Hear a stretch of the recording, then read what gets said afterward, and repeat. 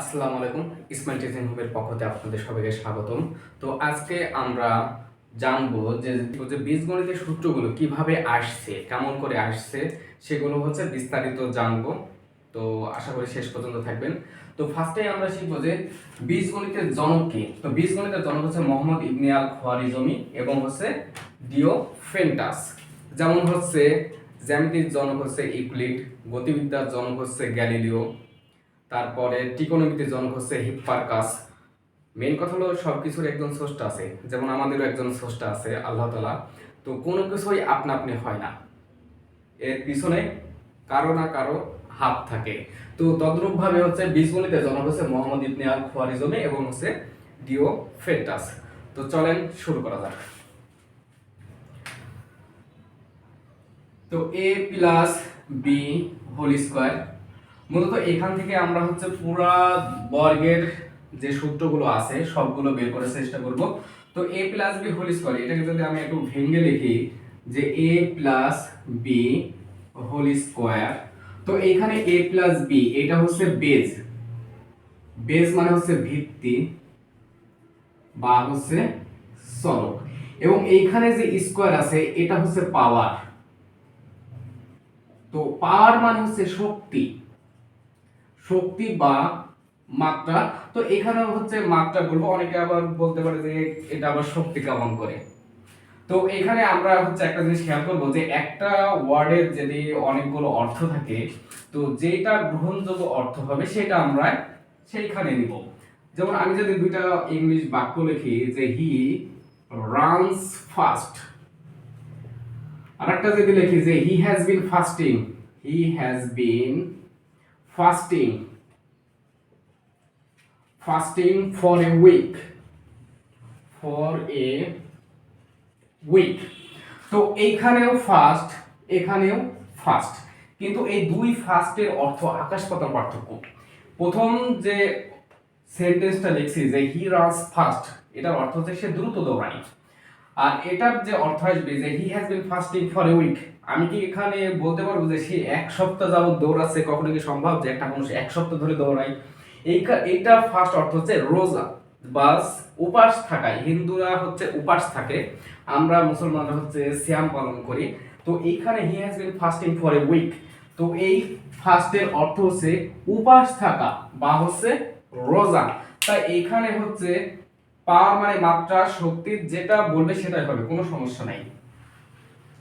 তো এটা কেন লিখলাম, এটা হচ্ছে বোঝানোর জন্য। এখানে যেটা থাকবে বেজ, যেটা থাকবে, আমি যদি 2 টু দি পাওয়ার কিউব লিখি তাহলে এখানে বেজ 2 আর এখানে পাওয়ার হচ্ছে 3।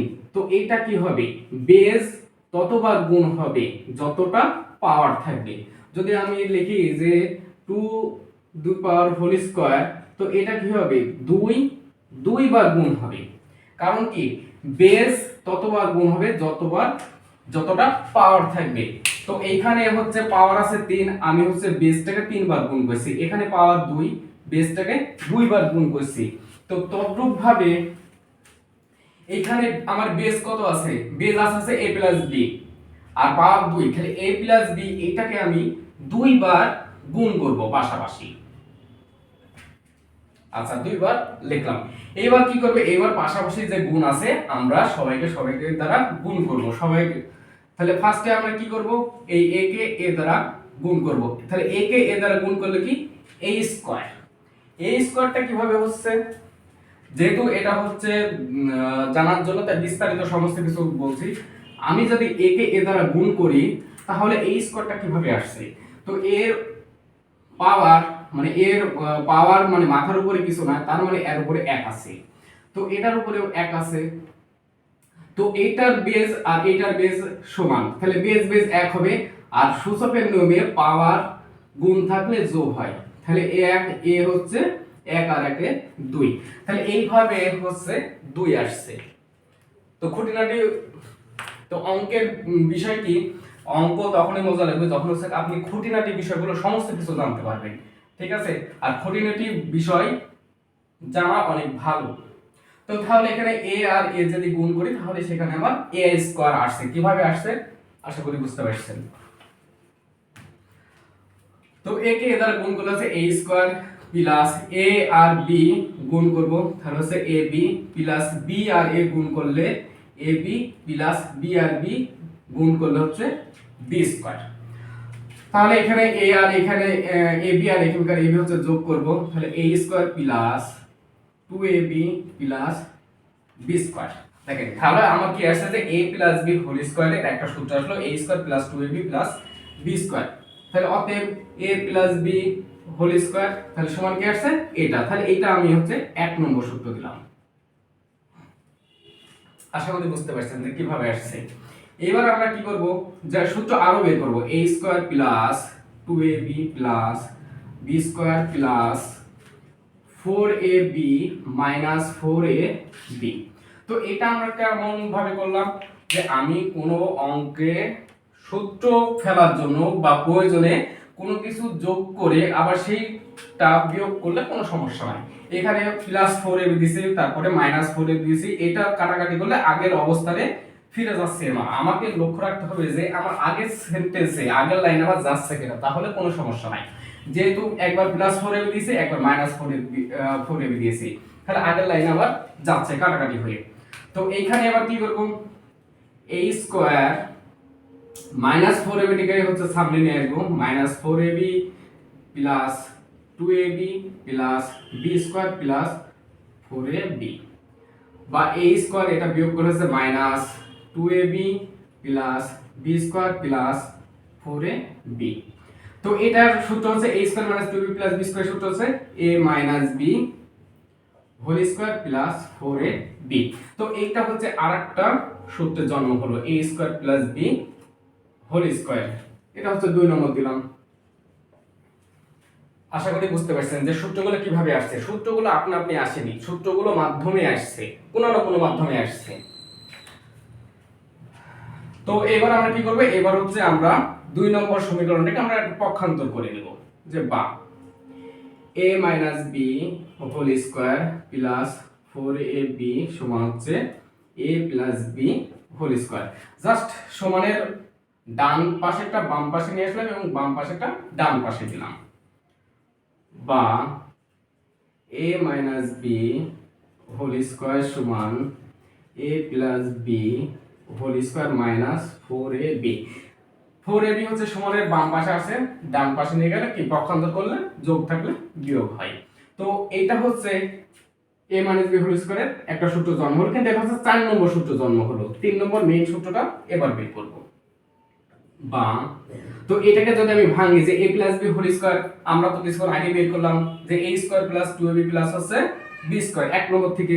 তো আমরা লিখব যে a square plus 2ab plus b square আর হচ্ছে মাইনাস 4ab।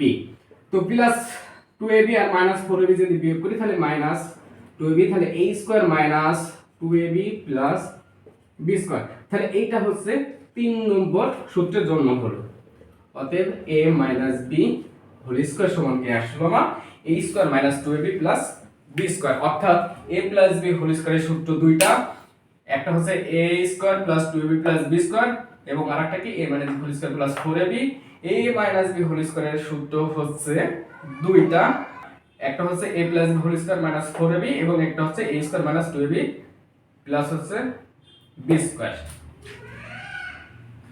আশা করি এই দুটো বুঝতে পারছেন কিভাবে আসছে। এইবার আমরা আবার পক্ষান্তর করব, যেহেতু আমরা এইখান থেকেই সমস্ত সূত্র বের করব মোটামুটি আকারে।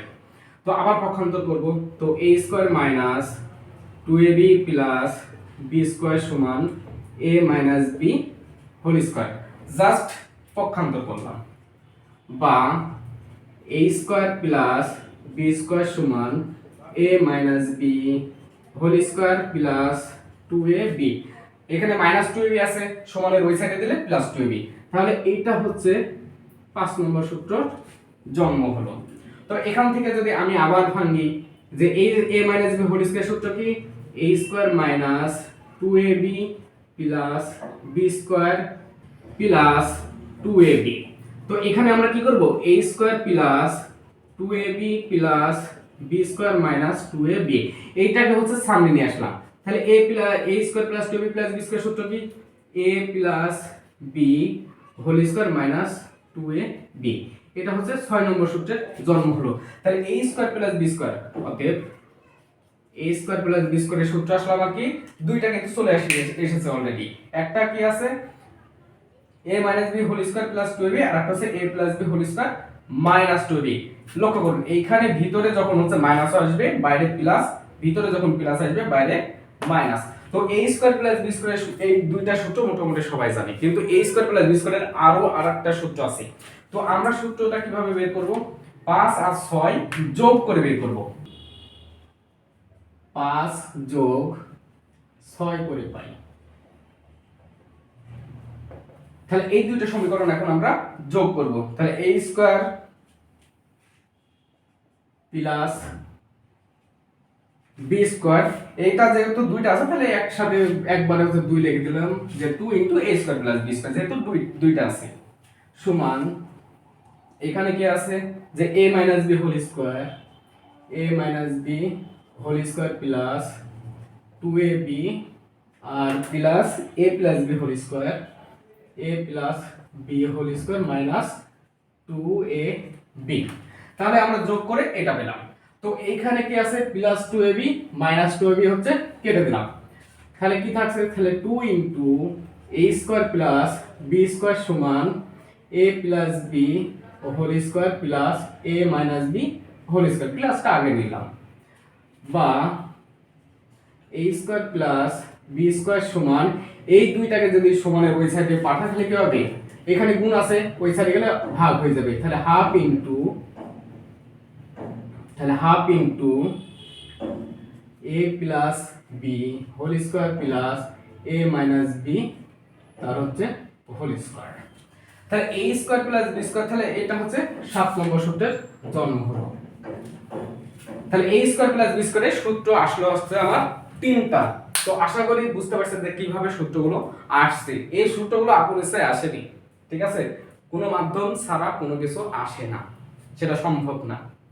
তাহলে a স্কয়ার প্লাস b স্কয়ারের সূত্র হচ্ছে এই দুটো হচ্ছে সবাই জানে, কিন্তু এইটা হচ্ছে 9 এর অনেক কয়েকটা অঙ্কতে আছে, খুবই ইম্পর্টেন্ট অঙ্ক, সেগুলো নিয়ে আছে, এইটা কাজে লাগে যে half into a plus b whole square plus a minus b whole স্কয়ারের সূত্র a স্কয়ার প্লাস b। এখন আমরা 4 নম্বর সূত্র থেকে a b সূত্রগুলো হচ্ছে বের করব। তো এখন 4 হতে পাই, এখন 4 নং সমীকরণ হতে পাই,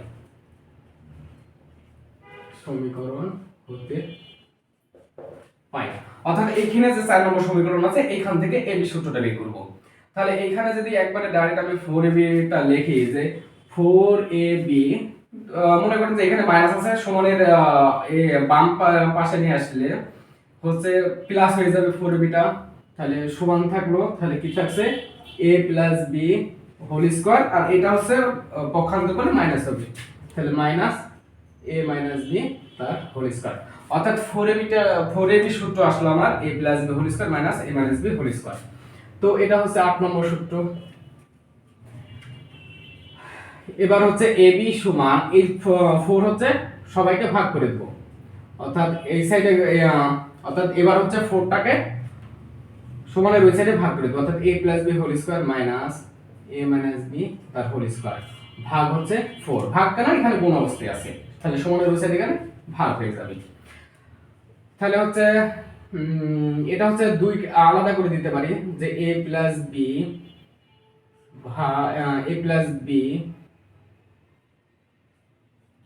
হোল স্কয়ার ভাগ 4 minus a minus b whole square ভাগ 4, অর্থাৎ কি ভাগটা a plus b whole square এটার নিচেও ভাগ আছে, এবার a minus b whole square এটার নিচেও ভাগ আছে, তো আলাদা আলাদা করে ভাগ করে দিলাম। তো এখানে আমরা কি করতে পারি, বর্গ, দুইটাই বর্গ করতে পারি। বর্গ করব কিভাবে, a প্লাস b ভাগ 2 তার whole square minus a minus b ভাগ 2 তার হোল স্কয়ার। তাহলে এটা হচ্ছে 9 নম্বর সূত্রের জন্ম হলো। আরেকটা সূত্র আছে a square minus b square, a square minus b square. মনে রাখবেন জগতে একটাই সূত্র a plus b into a minus b, এইটা ছাড়া আর কোনো সূত্র নাই a স্কয়ার মাইনাস b স্কয়ারের। তো আশা করি বীজগণিতের সূত্রগুলো কিভাবে আসছে আপনারা হচ্ছে বুঝতে পারছেন। এখন আমরা তিন চলকের যে সূত্র আছে তিনটা, সেই তিনটা সূত্র আমরা দেখব কিভাবে আসে।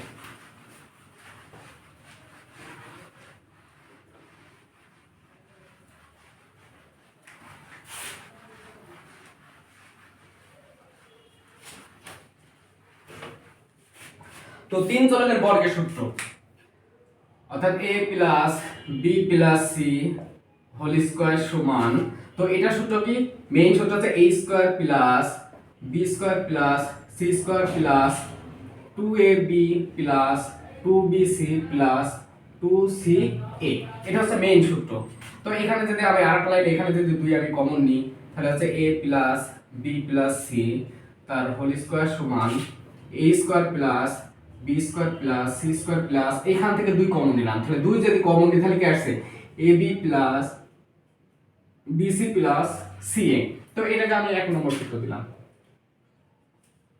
তিন চলকের ক্ষেত্রে। তো এইখান থেকে আমি হচ্ছে আরো কয়েকটা সূত্র বের করব। আমি যদি এই সমীকরণ থেকে a square plus b square plus c স্কয়ারের যদি সূত্রটা বের করতে চাই, তো এটাকে লিখলাম যে a square plus b square plus c square. মনে করেন যে এটা হচ্ছে ডান সাইডে থাকলো, তাহলে কি এটা জাস্ট পক্ষান্তর করব, তাহলে কি আসবে a plus b plus c তার হোল স্কয়ার, আর একটা যদি খালি পক্ষান্তর করি তাহলে প্লাস আছে মাইনাস হবে, তাহলে -2 into ab plus bc plus CA, এটা আসলো 2 নম্বর। এবার যদি আমি হচ্ছে এই সমীকরণ থেকে কিংবা এখান থেকে যদি বের করি যে 2 into AB plus BC plus C এর সূত্রটা যদি আমি বের করি, বা 2 into AB plus BC plus C এর সমান, মনে করেন যে এটা হচ্ছে সমানের ডান সাইড আছে, আমি জাস্ট বাম সাইডে নিয়ে আসলে এটা প্লাস হয়ে গেল, আর এটা এখানেই থাকলো, অর্থাৎ A plus B plus C whole square minus, তাহলে এটা যাই হচ্ছে সমানের ওই সাইডে পাঠালে মাইনাস হবে, আর এমনি একবারে মাইনাস কমনে সব প্লাস করে দিলাম, অর্থাৎ a square plus b square plus c square. তাহলে এটা হচ্ছে 3 নম্বর সূত্র। তো আশা করি আপনারা বুঝতে পারছেন যে সূত্রগুলো কিভাবে আসছে। তো অঙ্কের মেন যে বিষয় সেটা হচ্ছে সূত্র। আসলে সূত্রগুলো নিয়ে কেউ ভালোভাবে বোঝে না, তো সূত্রগুলো ভালোভাবে বুঝতে হবে, তাহলে অঙ্ক একবারে ইজি লাগবে।